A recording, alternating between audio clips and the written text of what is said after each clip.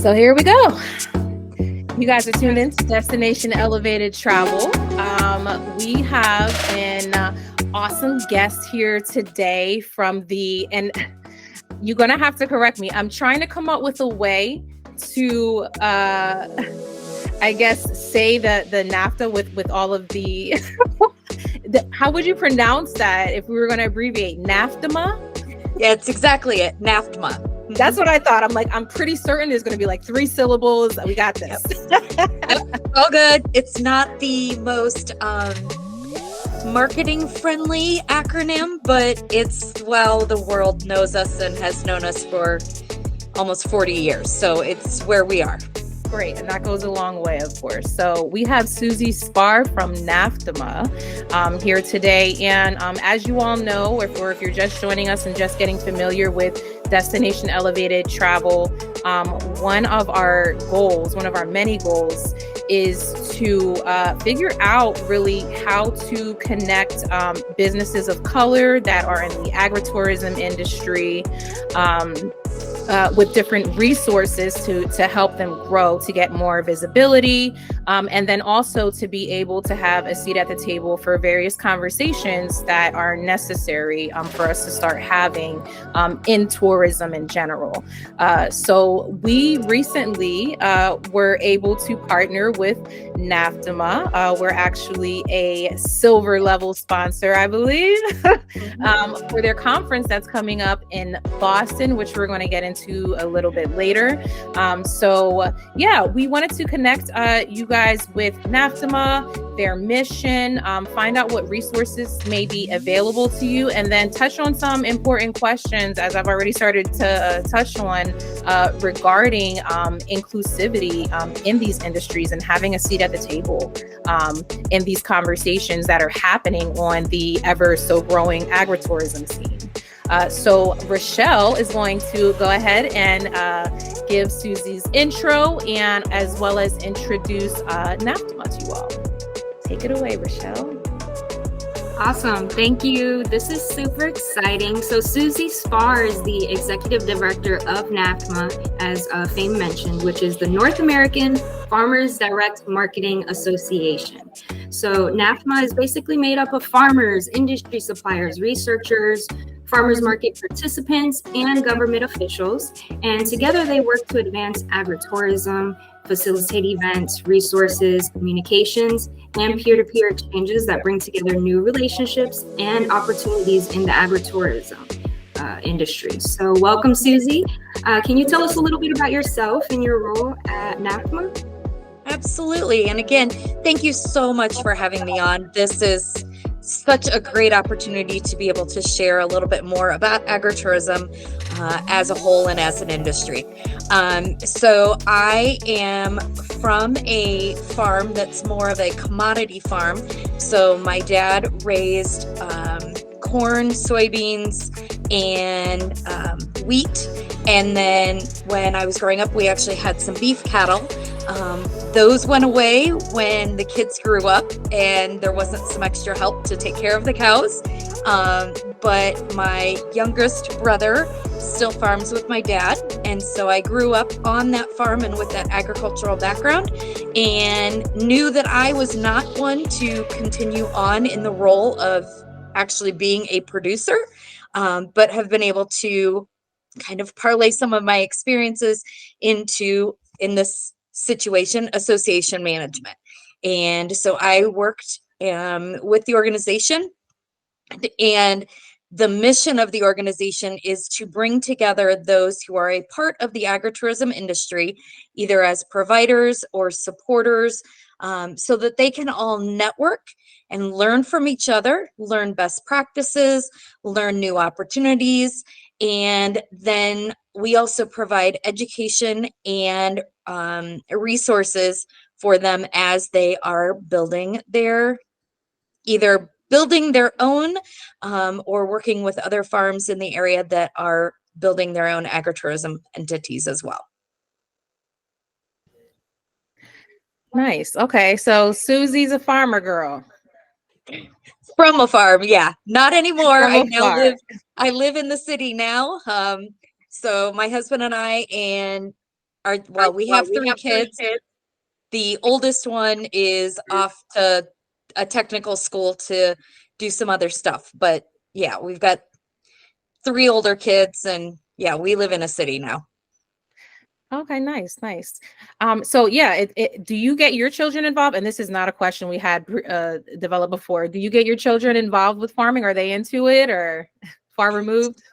So each of our, let me back up. When the kids were growing up, when they were younger, we actually sent them for a week each year to stay with my parents.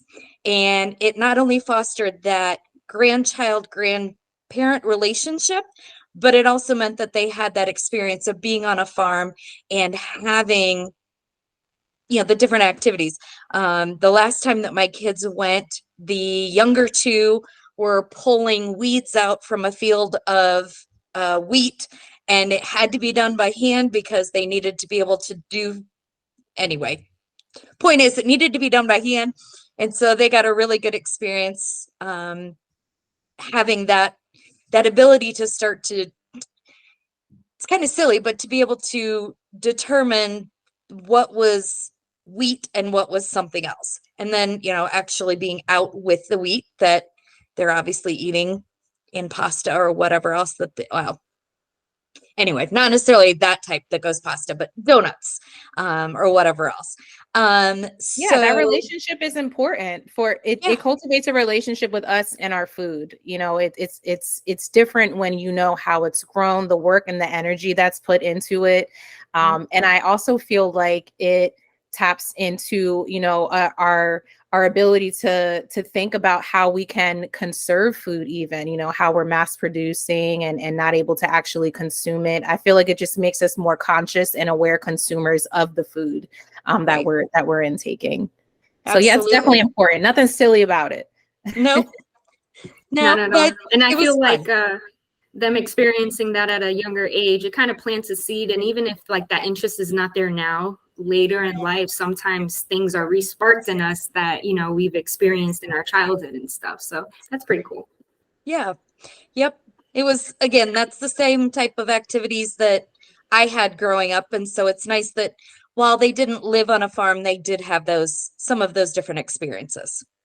Absolutely. Absolutely. We actually stayed, Rochelle's cousin has a farm out in Wisconsin, and it was funny listening to her younger cousins complain about a lot of the work that they had to do.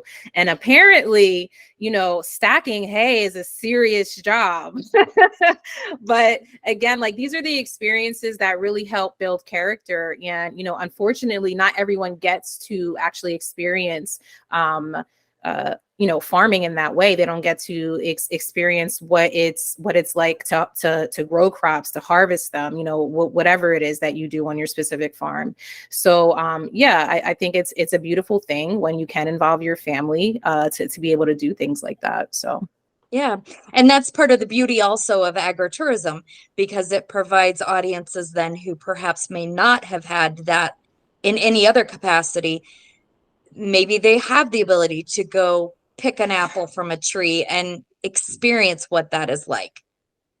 Absolutely. Absolutely. And like you said, agritourism brings the communities, the surrounding communities, into these different situations where they're able to learn how to farm, learn what different, roles they can possibly play, because you never know what you can do until you go out and you experience it. So building those connections and sparking that interest, between youth and the outdoors, and our relationship with the world is so important, and something that we definitely stress, when it comes to connecting communities. Okay, what role exactly does NAFDMA play in agritourism? So we go to your site. What are some of the main issues, I guess, or missions of NAFDMA, and how does that actually play out in real life? Yeah, we are the best way to describe it is the B2B connector. So when you're talking about business to business, so in this case, the business is the farm. So we are the ones actually bringing together the farms themselves and any other provider who may be supporting the industry, and providing them with the opportunity to connect. And that can lead to either conversations about the best way to plant a particular product, or the best way to handle a customer interaction, or perhaps the best product as they are looking to add ticketing to their farm, or the best product to, best porta potty type situation. I mean, that's a little silly, but in a lot of these farm locations, you do have that type of a product that needs to be provided. So this brings together all of those different operators, the providers, the producers themselves, and anyone else. And our mission is to be able to bring them together to facilitate those conversations, and really to allow them the opportunity to network and connect and to learn from each other. Nice. Okay.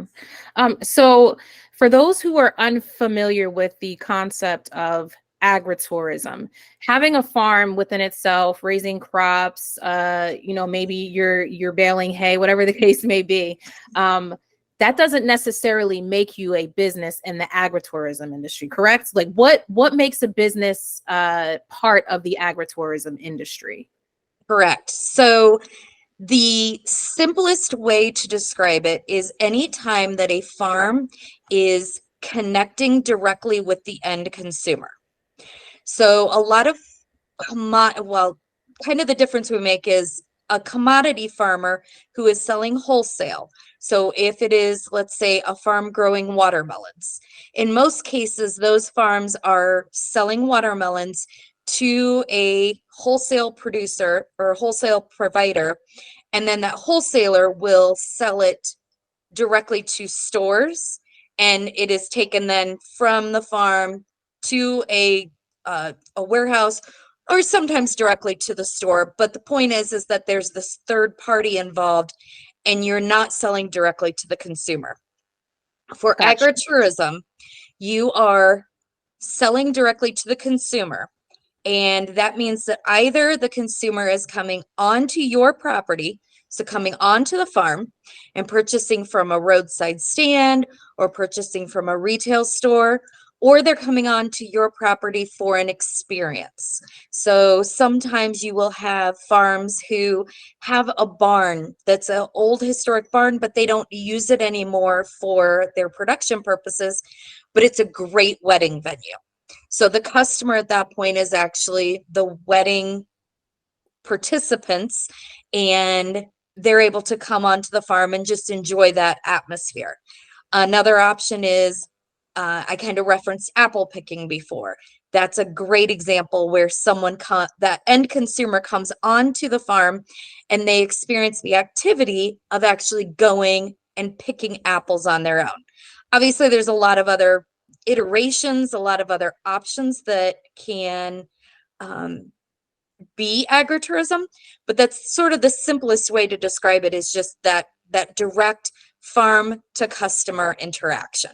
Right. And a lot of farms and businesses are making that transition to really diversify their income, right? It's another way or channel for them to, again, provide an experience, which we know is a growing industry. The experience-based consumer is starting to outweigh, I guess you could say, the product-based consumer. And that's something that we talk a lot about. People are looking more nowadays, as they're reconnecting with nature, reconnecting with spirituality and different things. They're looking for ways to have experiences in their lives versus actually purchase products. So it's like cool to have an apple, but it's even cooler if you went and you picked that apple and you got that experience, right? And possibly then take that apple home and you've actually cut it up and made a pie with it, or a bread with it, or something. Yeah, I absolutely agree. It is a growing industry for all those reasons. Commodity farming has great opportunities.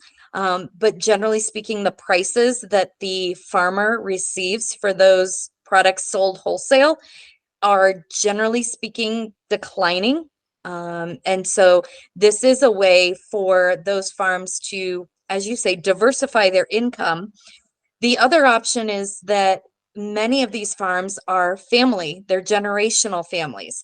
And when you have a second generation coming in, hoping to be able to make a full-time income, the wholesale business is not necessarily going to be able to provide an income for multiple family generations, or multiple brothers or sisters, or, that multiple family units, let's put it that way.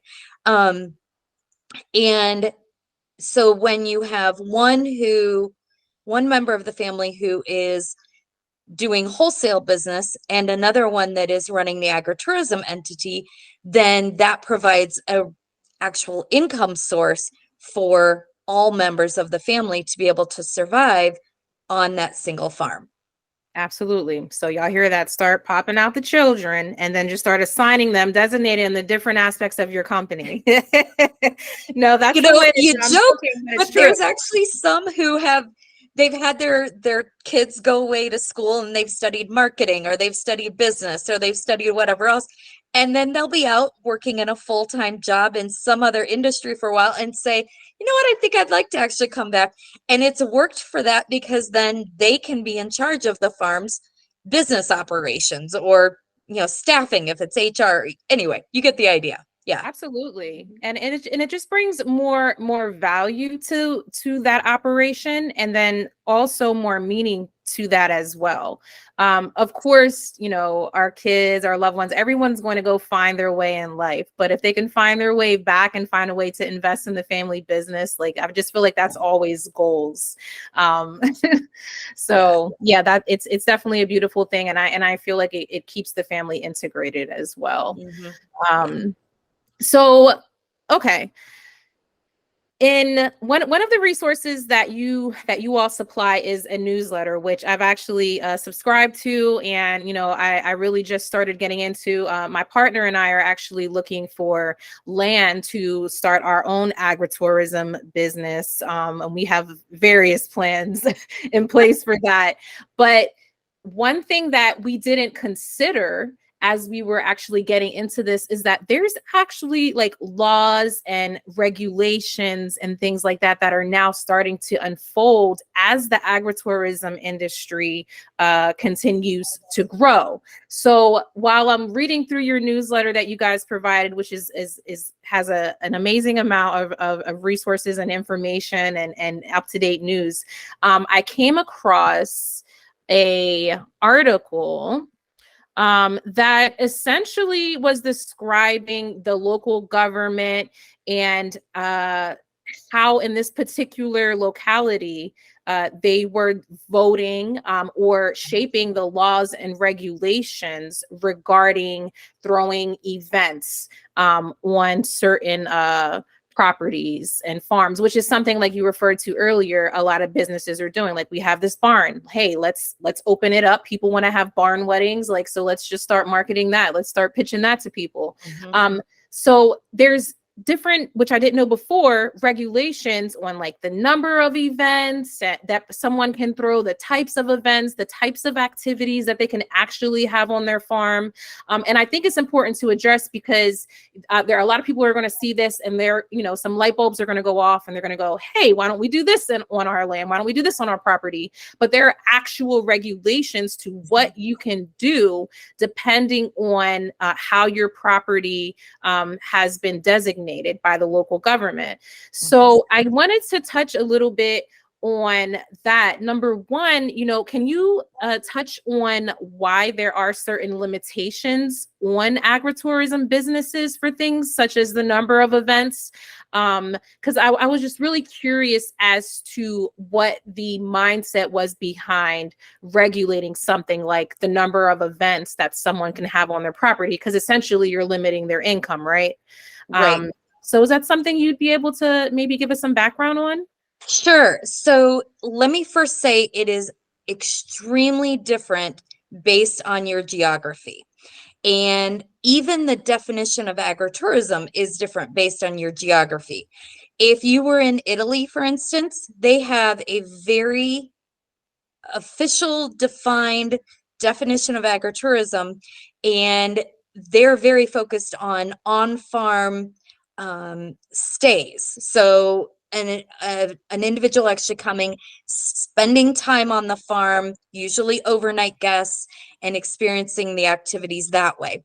In the US, that's not nearly as much of a part of the agritourism environment, but there is a growing trend toward farm stays, and it is something that, whether it's an actual, like staying at an Airbnb, or perhaps someone has an RV and they're pulling an RV in, that type of an experience is growing.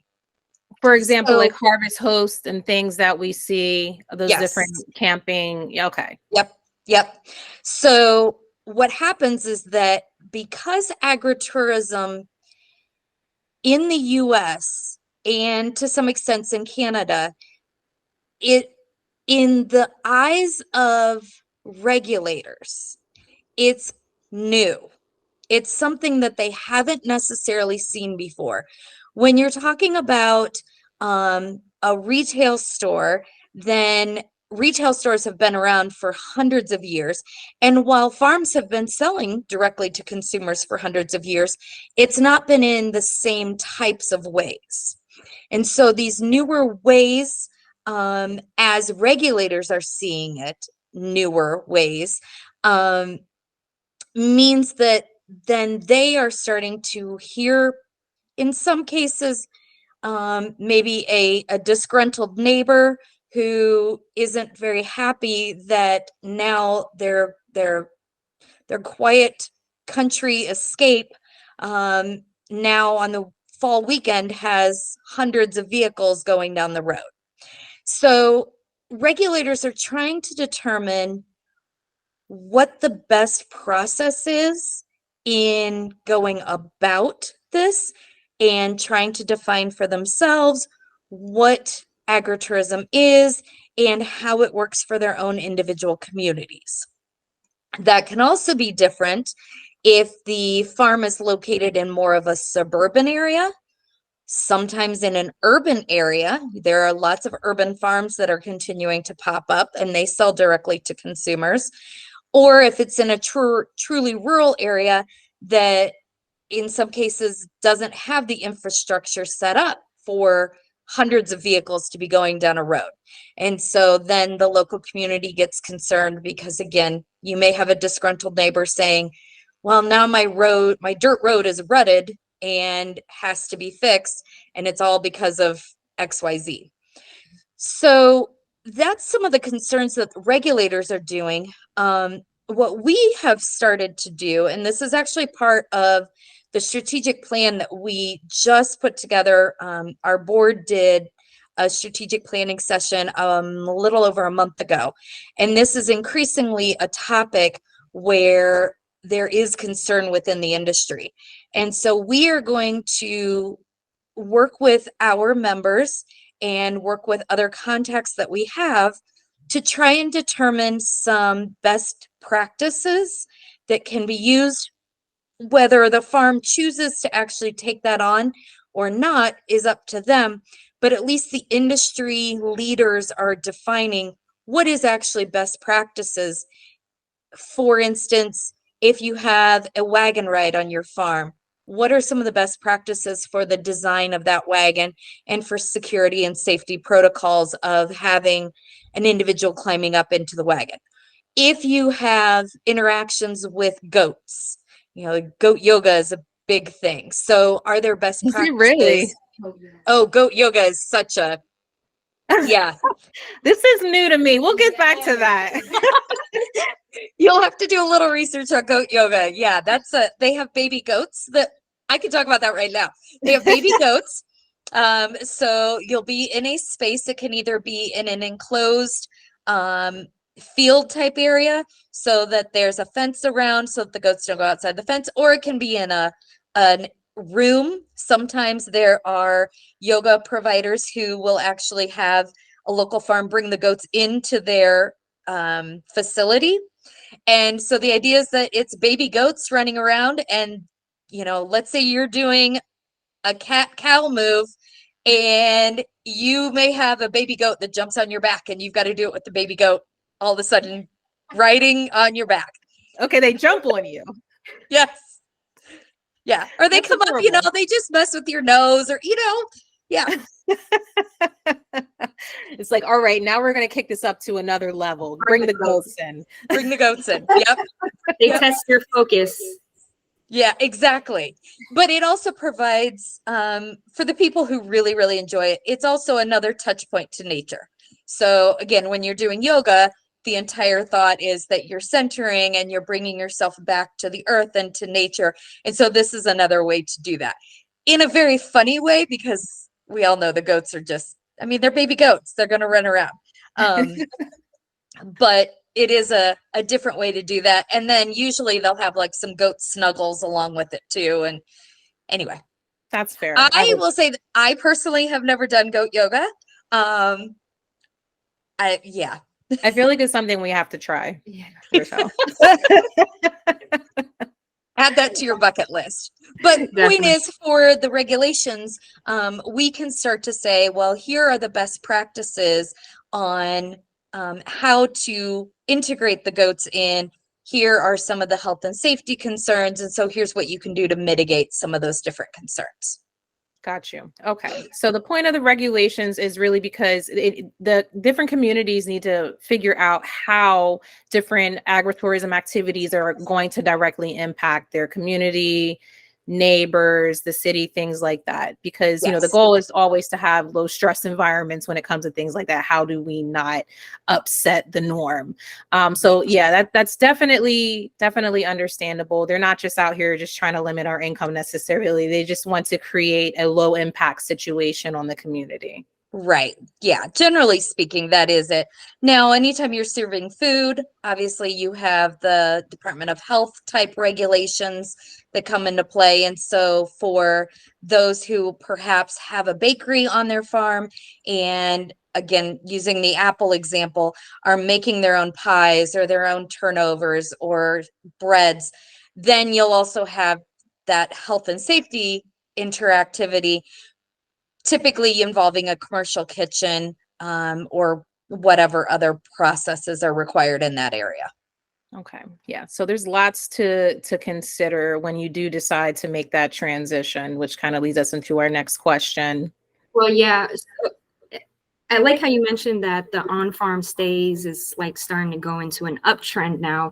And honestly, I can see that really taking off in the near future, because out-of-country traveling is starting to get stricter as well.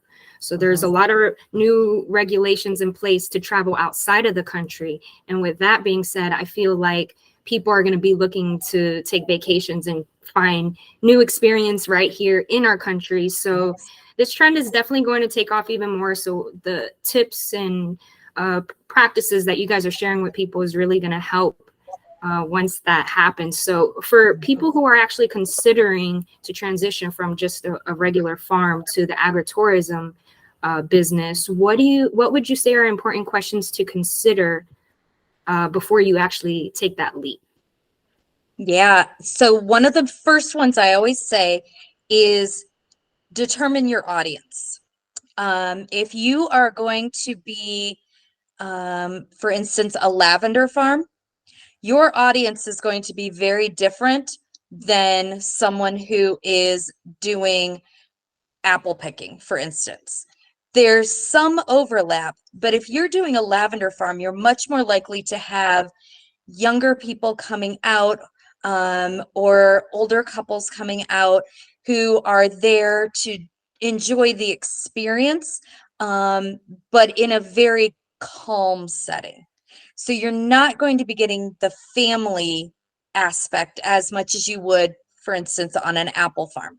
If you have an apple growing operation, you're much more likely to have large fall activities where you have lots of family interaction, and you're thinking from the perspective of, what can I offer to my customer in that range of my typical consumer.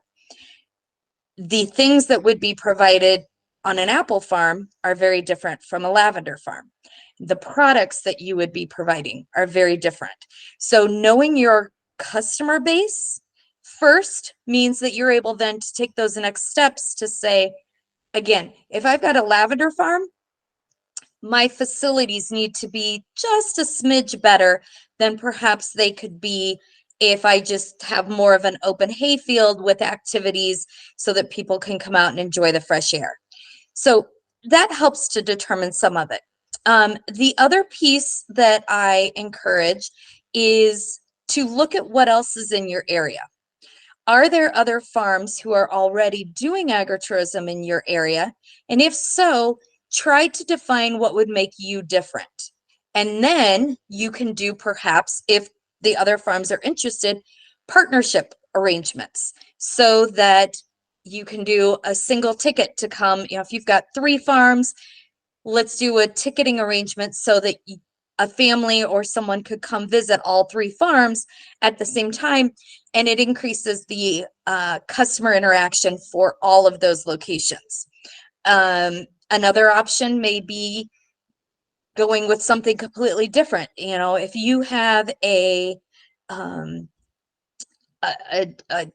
theme park, perhaps, that's not too far away, maybe you work with the theme park, and if you have an on-farm stay operation, then you're able to suggest to the theme park, if you have families with RVs coming, they can come stay at our farm and then know that they can leave their RVs there and they can go over to the theme park.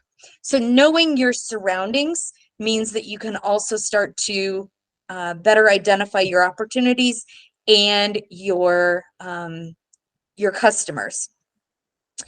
The third thing is back to what we've all discussed, which is be sure to know the regulations in your area.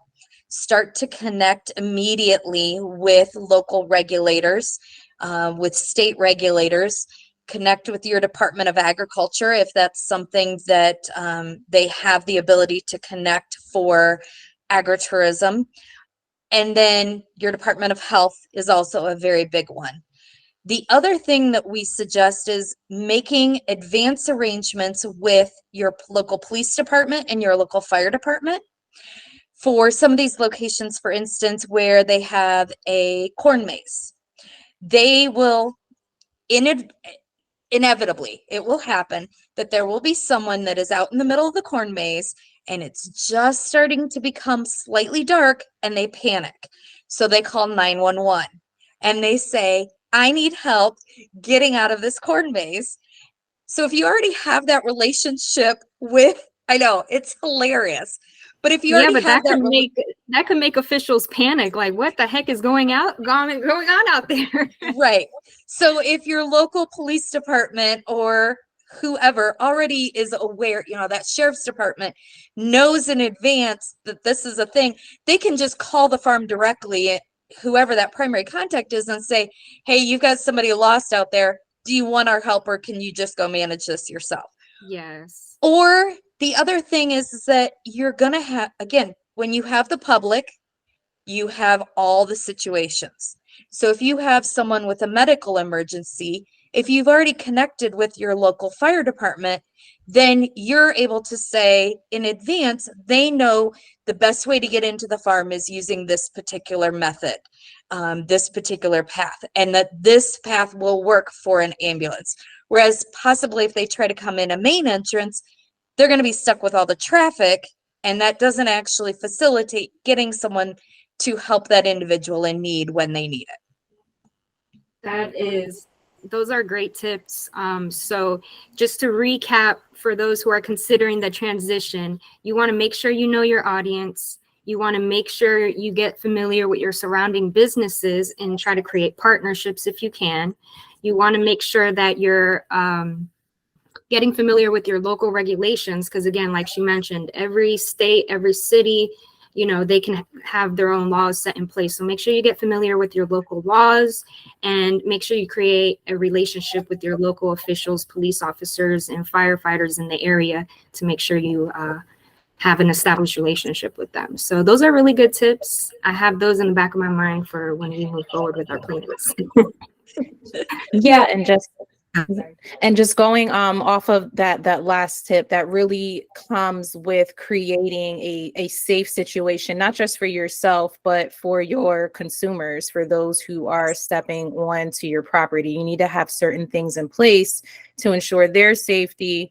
And if things are unsafe for whatever reason, you have to have something in place to be able to address what's happening. A lot of things you don't think about until it actually happens, but that forethought is where it's at concerning all of those 3 points that you just gave, because you don't want to find yourself in a situation where you're trying to figure things out last minute, because we all know that just creates more panic, right? Unnecessary panic.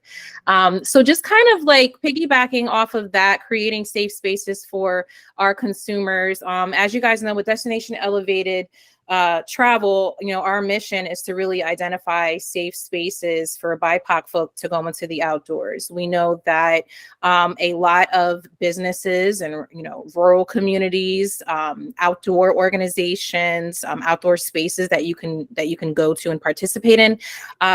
Unfortunately, a lot of them are not run by BIPOC folk.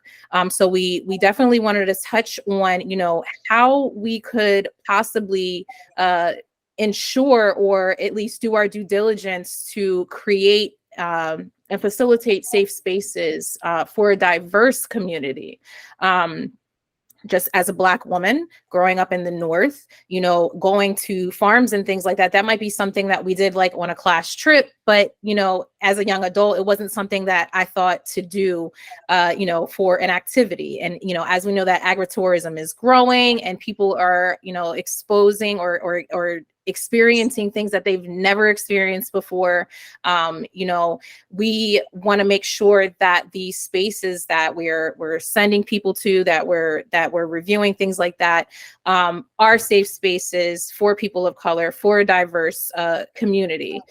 So I wanted to touch on that a little bit, the fear that people of color, and again, this isn't just coming from me. We've actually done some surveys and done some research. One of the biggest disconnects with people of color in the outdoors is our history with the outdoors. Now, people who grew up in the South and, they may have farms in their family and things like that, they, you might not really necessarily understand, but for those of us who have been disconnected from the outdoors, who have been disconnected from even land, for example, that maybe our ancestors had inherited and we no longer have access to.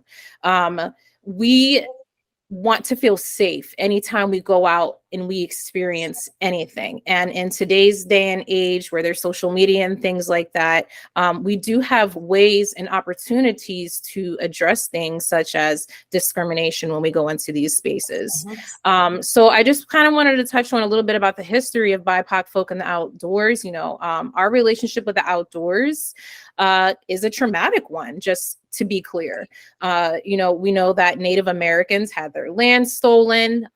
There were Black folk who, once slaves were quote unquote freed, they actually went out and purchased land. They purchased farms and things like that. And it got lost somewhere in the mix. So there's even like land out there that, we're recently finding out through different organizations that as actually owed to people of color. It's like literally in their family, like their family's names are on these wills and they have the rights to this land.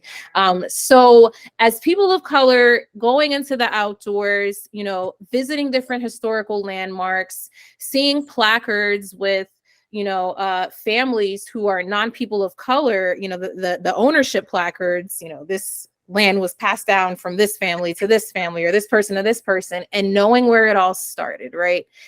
Trauma. That's what I'm trying to get at. So it's like, it's cool to see the history, but it's almost like the history stops somewhere, because as we know, going through time, different things, our history has been erased. So I say all that to say that we know we were discriminated against by banks when we're trying to get farmland, people of color who went out and actually wanted to set up their own homesteads and things like that, they had been labeled as terrorists. So we have a very traumatic relationship when it comes to farming, even to this day. You know, there's less than, I think, 4% of of the farms that are out there are owned by people of color, and that is a very low percentage. So with that being said, again, we've been traumatized in these environments. Different policies that are even put in place by banks and things like that existed and have been proven to be discriminatory against people of color. So again, that relationship is something that we're trying to change, and we want organizations, you know, that are predominantly led by non-people of color to really understand, you know, why this relationship exists, or why this type of relationship exists, and then what we can do to kind of, I guess, ease the transition into having a diversified consumer base. Sorry, that was a bit of a rant, but hopefully you guys know what I'm saying. So yeah, there's different governmental policies in place, and I think these are things that, you know, again, the history has to be taken into consideration when trying to understand the relationship with people of color and the outdoors. So we have this fear of not being welcome in these spaces. We don't see our own people in these positions owning these types of businesses. So it's a fear, and it's a rational one, right? We have irrational fears, and we have rational ones. Racism, hate crimes, things like that are still taking place in the United States. So naturally, people of color don't want to do things like travel down south or travel to these rural locations, literally just out of fear. And it's crazy to me because Black Americans, I can't remember the exact number, but the amount of money that we invest in travel elsewhere and not in our own country is like immense. It's like billions of dollars spent in Black American travel, but we travel outside of the US. And for me, you know, us just kind of driving around this last year, exploring the US, exploring different scenes and countrysides and things that I never even knew existed here. There's so much that we have access to, but it's the getting there part. It's the feeling safe going there part, right? That's missing. So I say all that to say, how is NAFDMA addressing inclusivity and diversity when it comes to marketing and outreach, and having a diverse community come out to, you know, the businesses that are involved or members of your organization? Yep. So I would say there's a couple of different points there. One is definitely going back to the making it a safe space.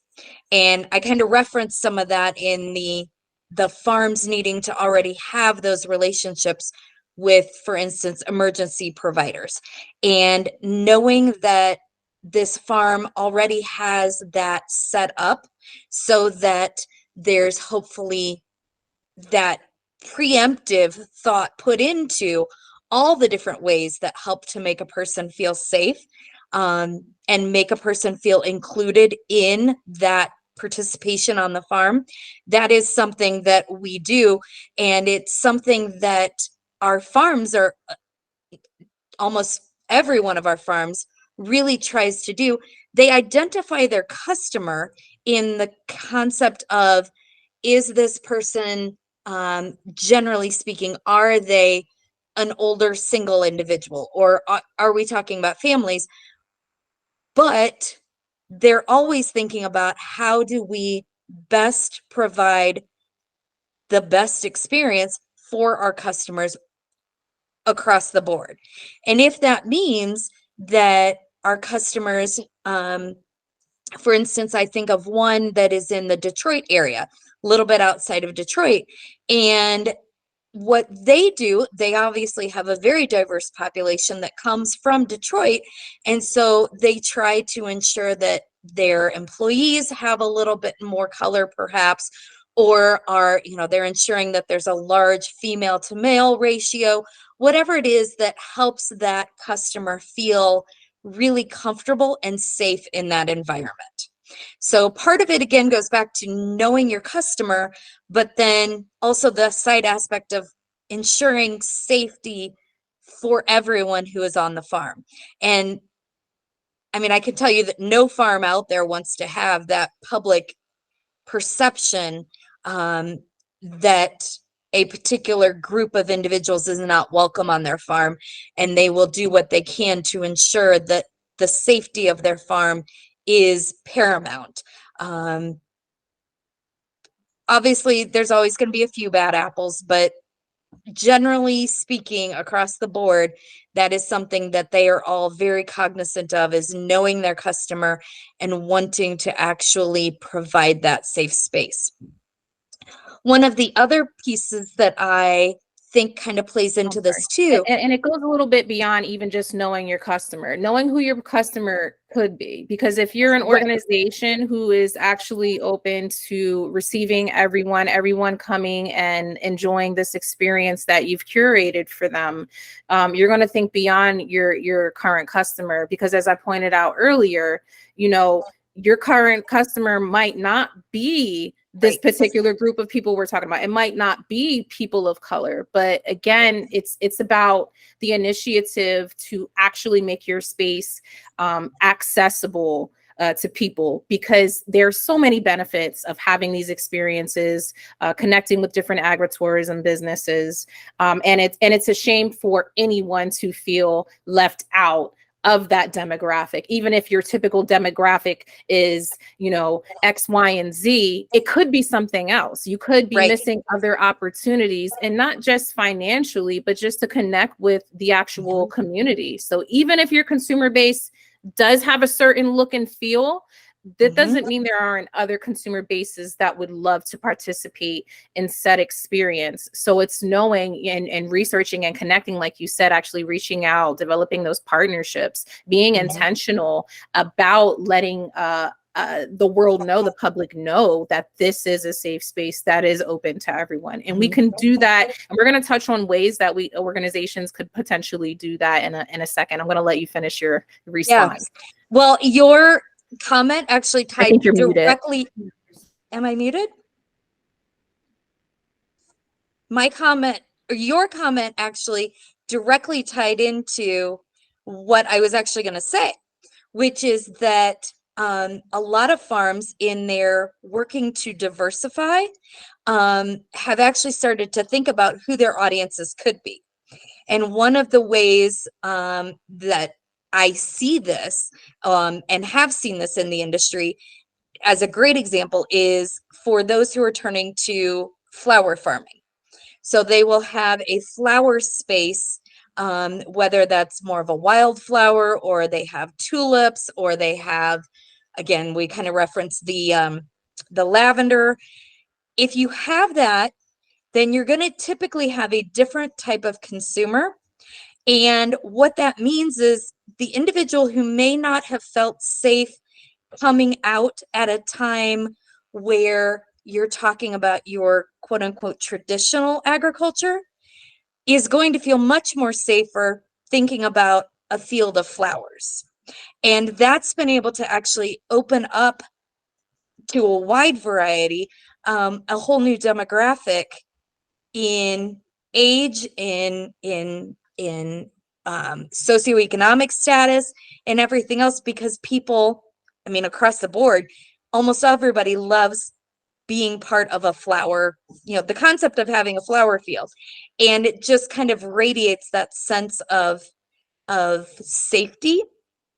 And what it has meant is that these farms have been able to increase their connectivity to new groups because of what they're deciding to grow.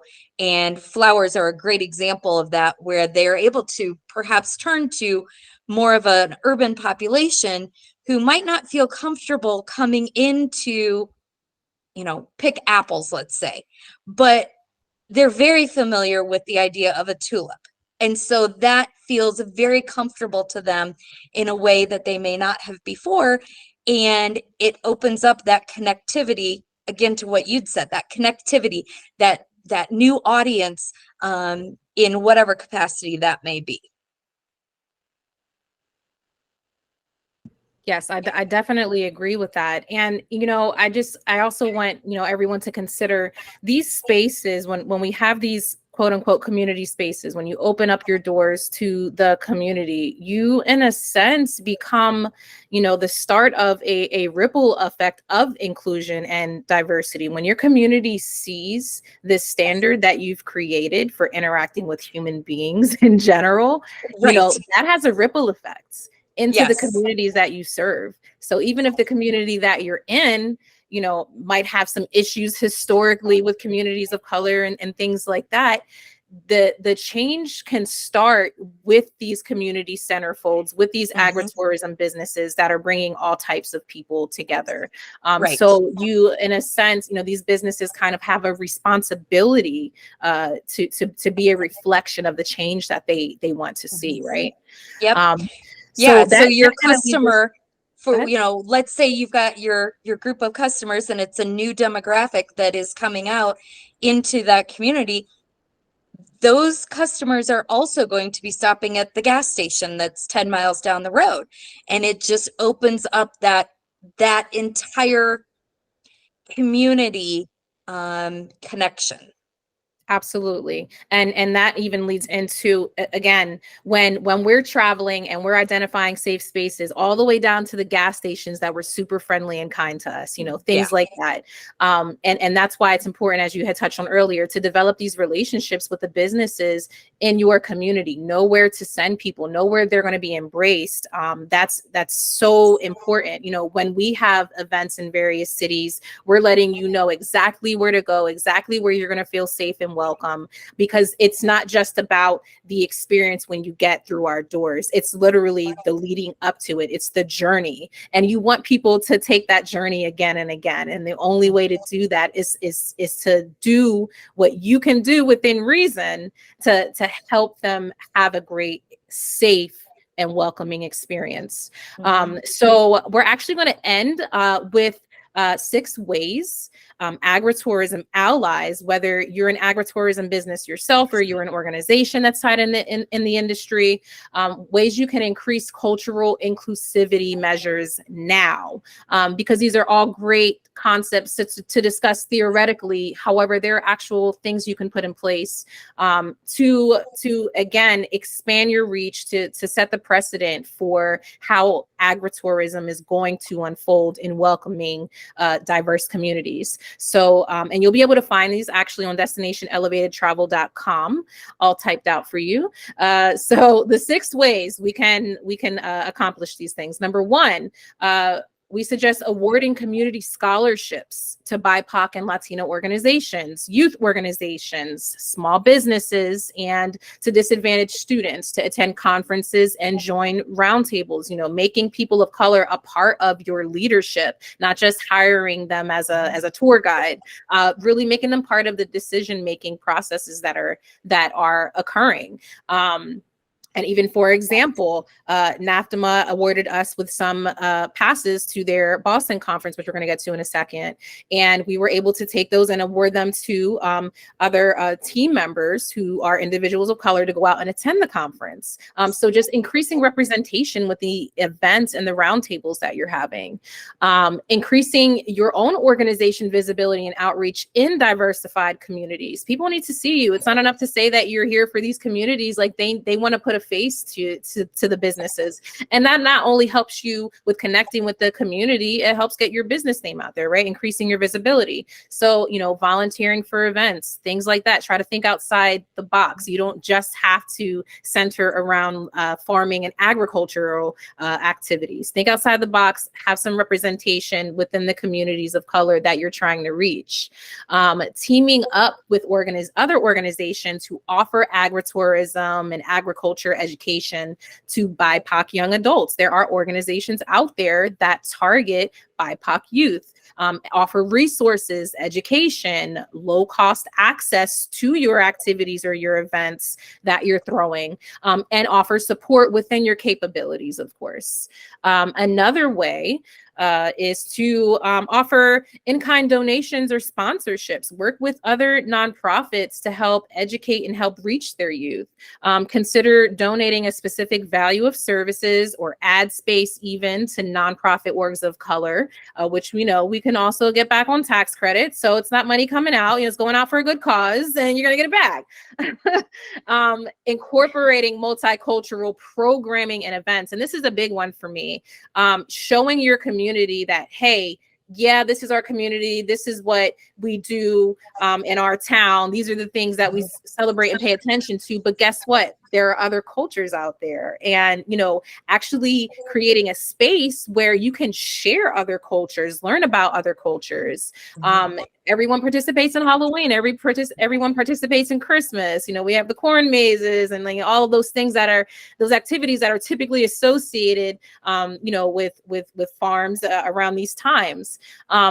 What about having a Kwanzaa celebration, reaching out to the community, letting them know like, hey, we just did this Christmas thing. That's cool. Or even incorporating Kwanzaa decorations in your Christmas stuff, different things like that, that show that you're making an effort to appreciate other cultures. And then, of course, last but not least, financially, donations always help. Donate to Black and Latina farming organizations. There are plenty out there. There are plenty out there that are working to educate the masses and on different injustices that are happening in the Black farming community.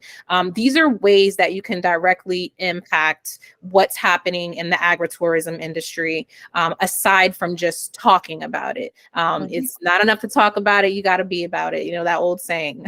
So again, those are the 6 ways. There are many more. I actually started off with 3 and I got to 6 and I just kept upping the number.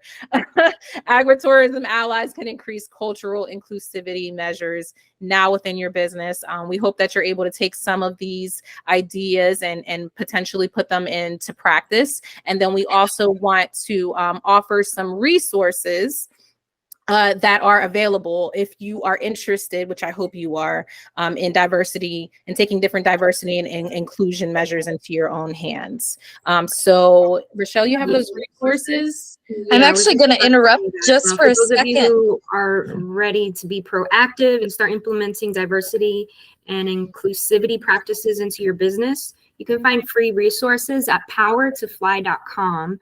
Again, that's powertofly.com. And the UCLA Office of Equity, Diversity, and Inclusion also offers free resources on different practices you can implement into your business. And the keyword is free. These are free resources. You do not have to pay. There's so much information available online that there's just like no excuse to not start considering these things as you expand as a business. So, Suzie, I don't know if you have any additional resources that you might want to offer that exist on NAFTA. Are there any things that you can direct individuals to as far as specific to the agritourism industry? So actually, I was going to kind of tie in a little bit to one of the 6 that you said. I know that there are farms who have done Dia de los Muertos activities specific to a Hispanic culture that perhaps is in their particular community. And that's something that in our organization, being able to connect farms to just spark those ideas is what we do. So someone will, have, for instance, a Dia de los Muertos event, and they will share photographs from it. Here's the things that we did.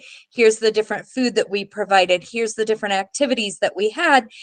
And so let's say perhaps you have a particular geography that another farm is in, and they don't have that Hispanic community, but they have, as you say, more of a maybe Kwanzaa would be a better fit for them, or whatever it is. It's just being able to identify those different audiences. And it really goes back to that knowing what's in your community, what's in your area, and who would like to come visit your location.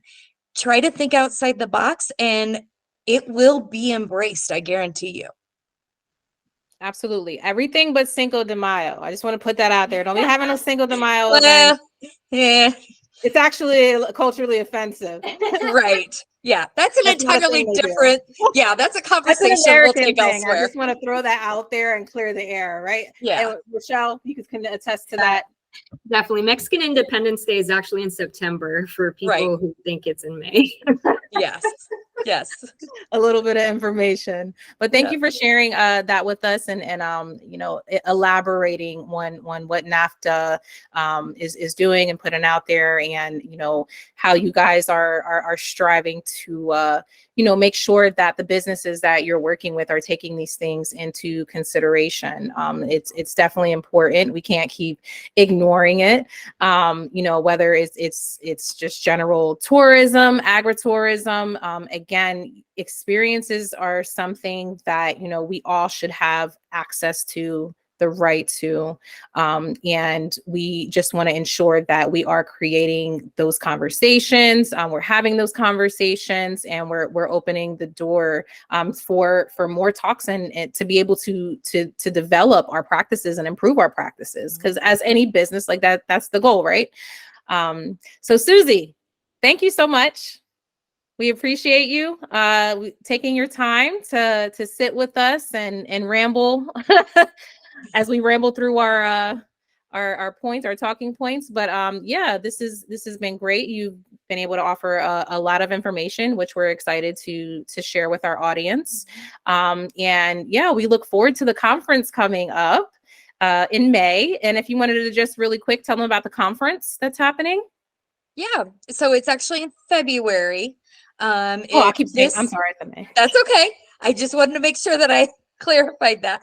So it is in February. It's February 1st through the 5th. We always change geographies each and every year. So this particular year, we are in Boston. We've been in rural communities. We've been in small towns. I mean, any place that can handle a convention, I guess I should say. But we've been in all those different areas up to, again, large cities like Boston. So this particular year, we are on the East Coast in a larger city. And we will have a day where we do farm tours. So go visit the farms that are in that Boston area. It will be cold, but I keep telling everybody that it's going to be 50 degrees and sunny the entire time.